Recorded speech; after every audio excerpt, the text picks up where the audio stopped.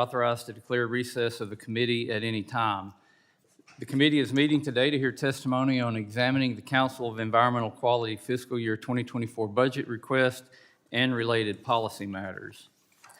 Under Committee Rule 4F, any oral opening statements at hearings are limited to the chairman and the ranking minority member.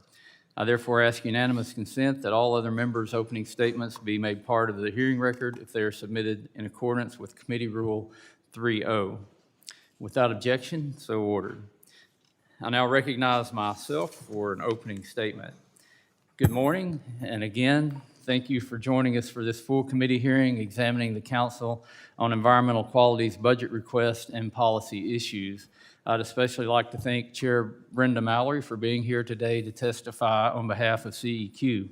This is the first time we've been able to hear from you in person here on the committee, and I know we all have lots of questions about the work of CEQ and programs your agency has implemented under the Biden administration. For those of you who may be unfamiliar with CEQ, this is an agency that was originally established as part of the National Environmental Policy Act as part of an effort to remedy some ongoing ecological issues that quite honestly would be unrecognizable today. It's safe to say the world is now vastly different than it was in the early 1970s, and our environmental safeguards have grown tenfold. And I would say that the work of the CEQ in the past with administrations has been part of that solution to getting NEPA implemented and getting a much better environment in place in the United States that we experience today. But at the same time, this does call into question what is the modern purpose of CEQ. President Biden has transformed the once small staff from their core mission of ensuring NEPA compliance into a legion of people implementing social change and eco-justice initiatives across the federal government. CEQ's own Chief of Staff has described the responsibilities and powers bestowed upon the agency by President Biden as unprecedented. In many ways, CEQ has acted as the enforcers for every anti-energy and unscientific eco-agenda that President Biden has prioritized via executive order. The explosive growth of CEQ's mission and bureaucratic morass is mirrored in the dramatic rise of their budget. From 2019 to 2023, CEQ's baseline budget more than doubled. On top of that, CEQ received an additional $62.5 million from the Inflation Reduction Act to support environmental and climate data collection.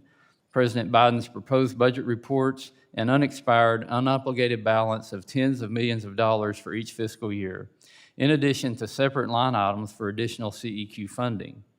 In short, this administration is funneling millions of taxpayer dollars to an agency which, at best, as I can tell, its primary goal is environmental justice above all, whether or not the communities impacted actually benefit.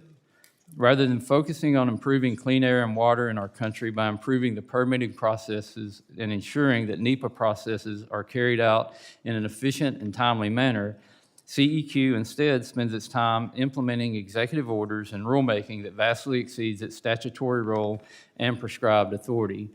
This is not the first time I've raised these concerns with CEQ or the Biden administration. In February of this year, I invited Chair Mallory to participate in a hearing on the Builder Act, which would provide long overdue updates and improvements to NEPA. Despite this being the landmark law CEQ was created to implement, the Council's leadership made the decision not to appear, answer questions, or provide accountability for their actions. Committee Republicans sent a letter in October 2022 asking CEQ to provide a list of the rulemaking and specific congressional authorities for each rule in light of the Supreme Court decision West Virginia versus EPA. 8 months later, we have yet to receive a response. Our members have also heard numerous concerns that CEQ has directed agencies like the U.S. Forest Service to oppose legislation protecting the use of aerial fire retardant, directly contradicting the scientific expertise of land managers. This repeated silence from CEQ on what they are doing with an unchecked stream of taxpayer dollars is unacceptable. No agency is above accountability, and certainly not one which is grossly overstepping its stated purpose. Chair Mallory, I'm sure that you're aware that as a result of this prolonged silence from your organization and as a reminder of the need for congressional oversight, I asked the House Committee on Appropriations to cut funding for the salaries and expenses of CEQ's senior leadership and set funding levels at reasonable amounts.